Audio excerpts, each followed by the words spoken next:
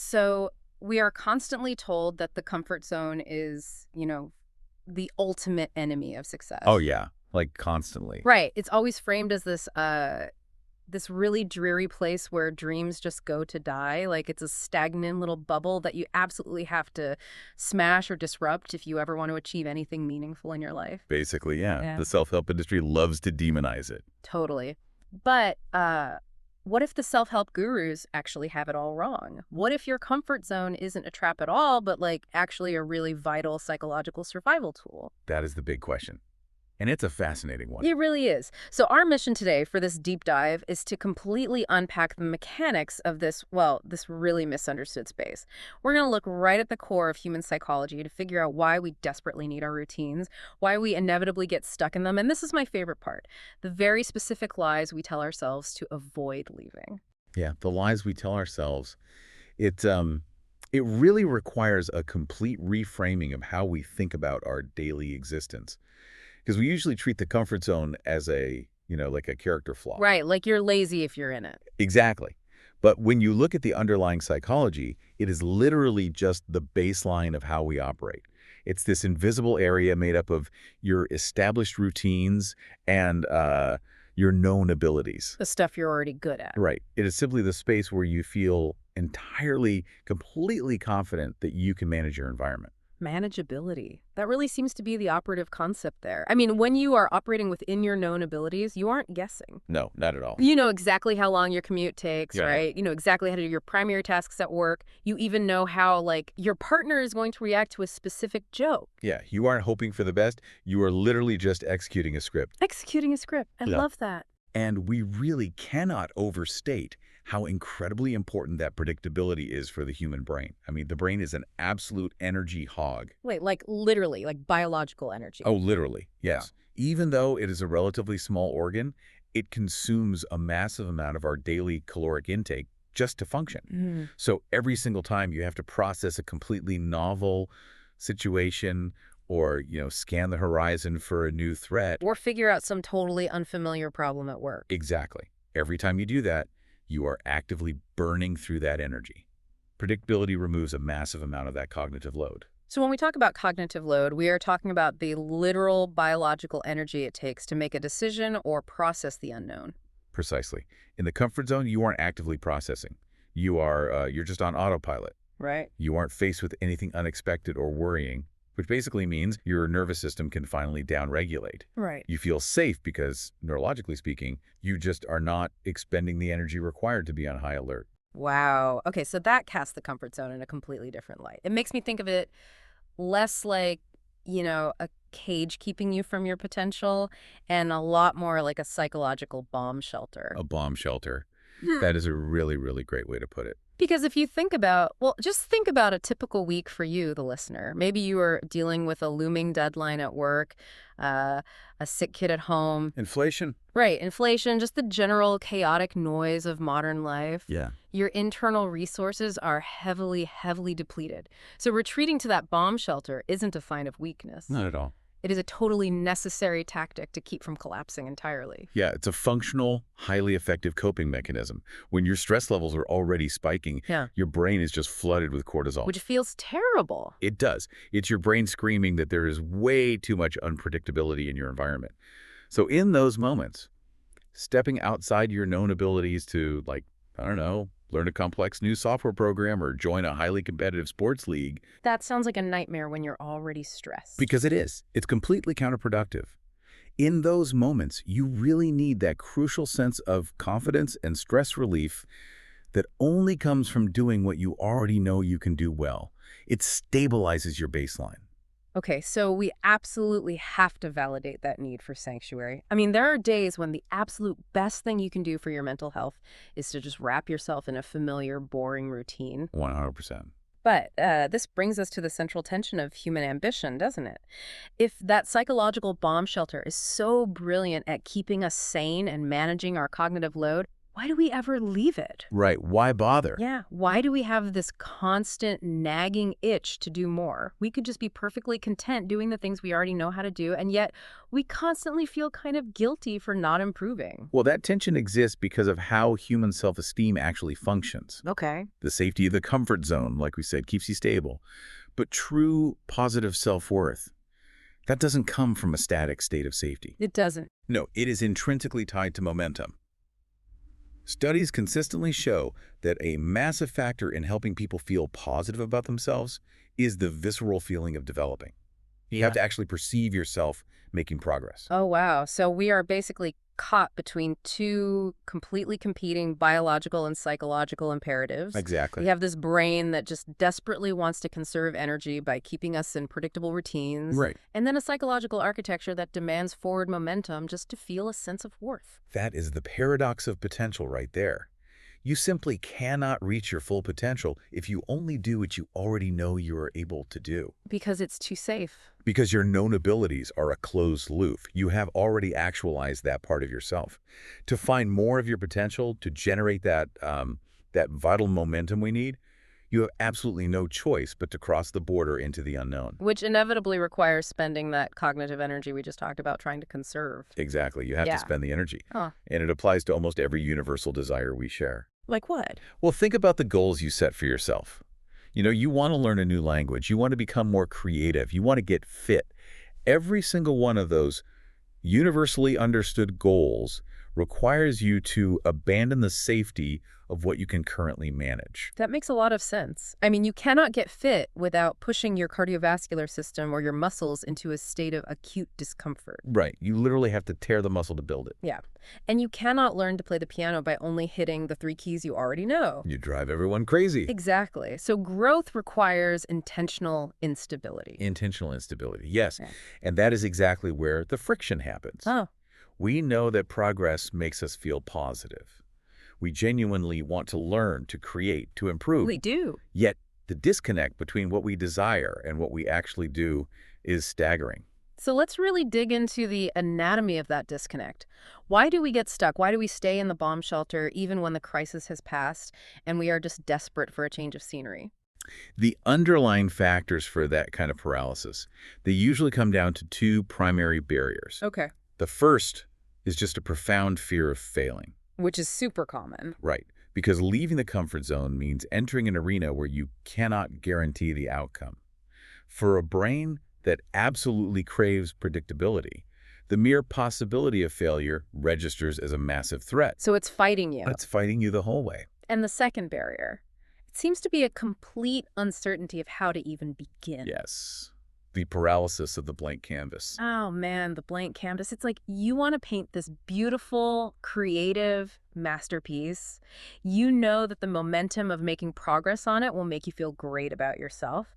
But you just stare at the blank white space and you are so terrified of making the wrong first brushstroke. Or you legitimately don't even know which type of paint to buy. Right. You don't even know if you need acrylics or watercolors, Yeah. and the cognitive load just overwhelms you. So what do? You put the paintbrush away and go back to like a color by numbers book because the lines are already drawn for you.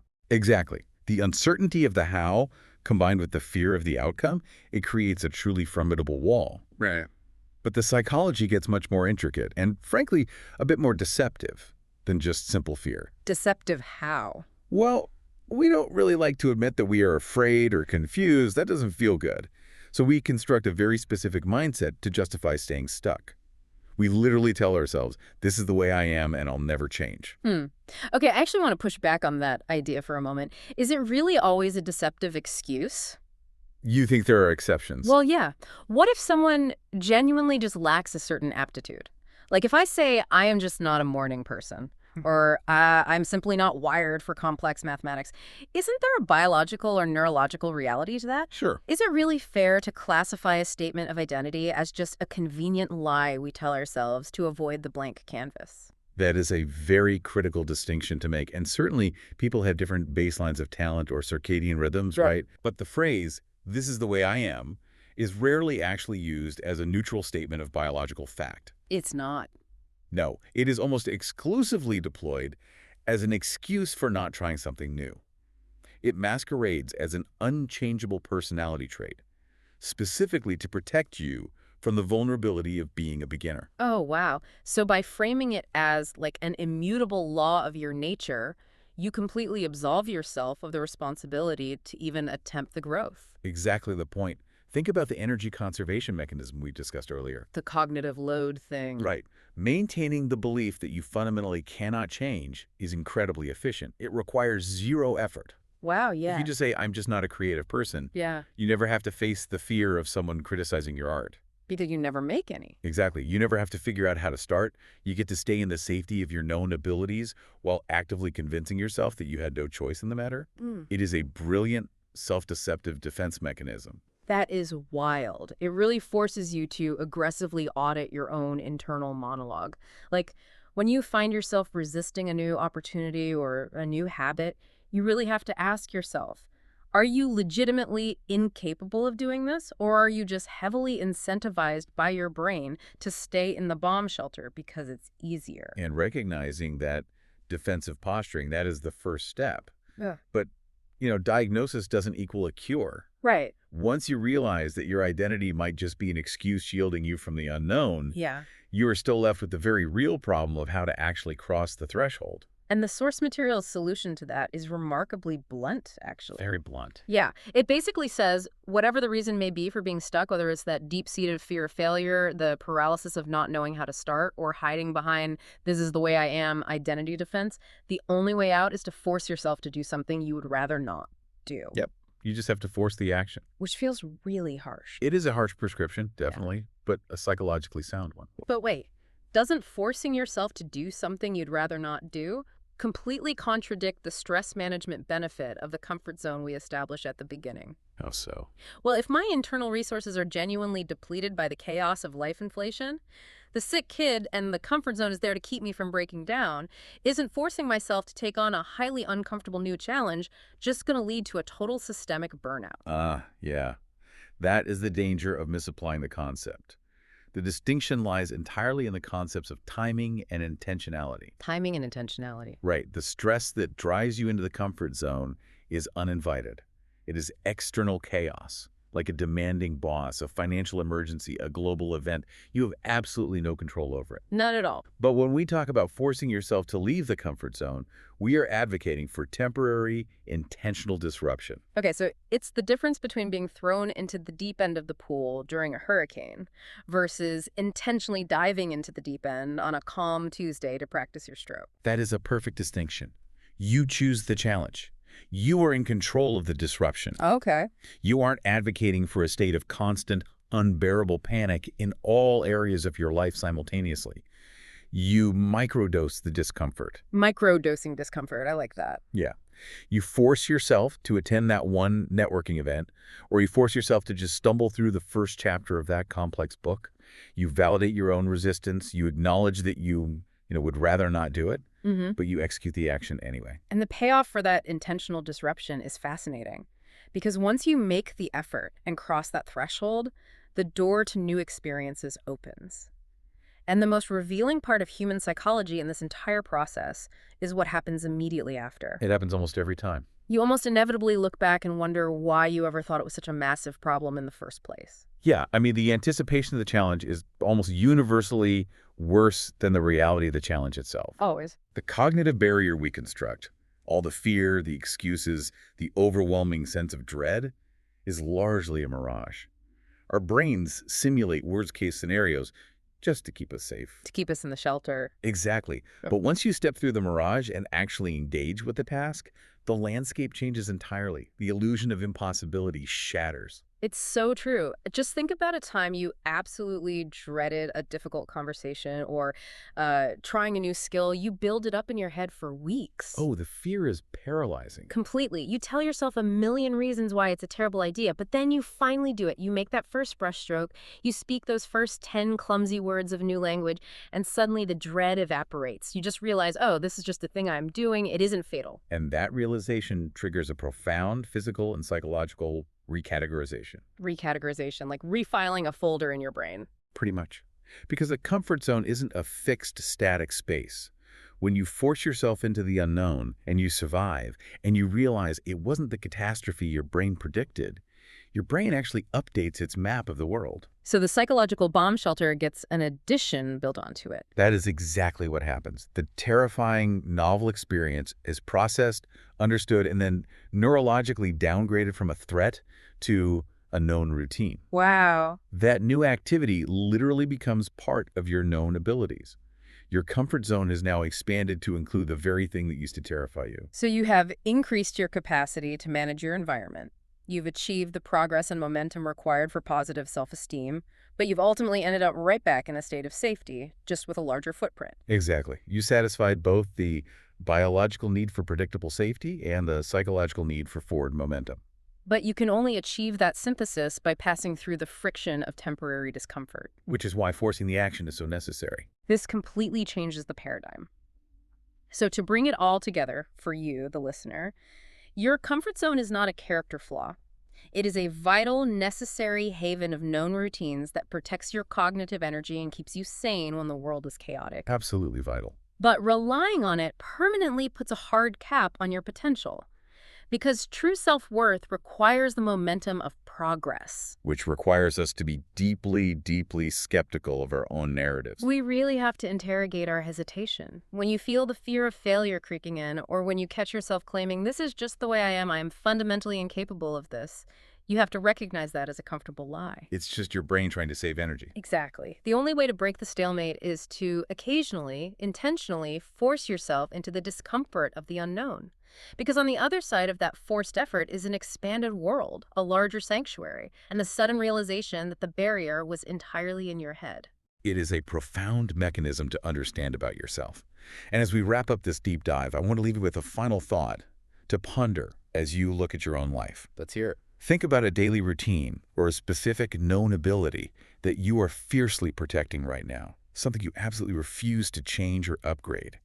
Be honest with yourself. Is that routine genuinely serving as a much-needed stress reliever during a difficult season of your life? Or has it quietly, over time, become a comfortable excuse to avoid finding out what you are truly capable of?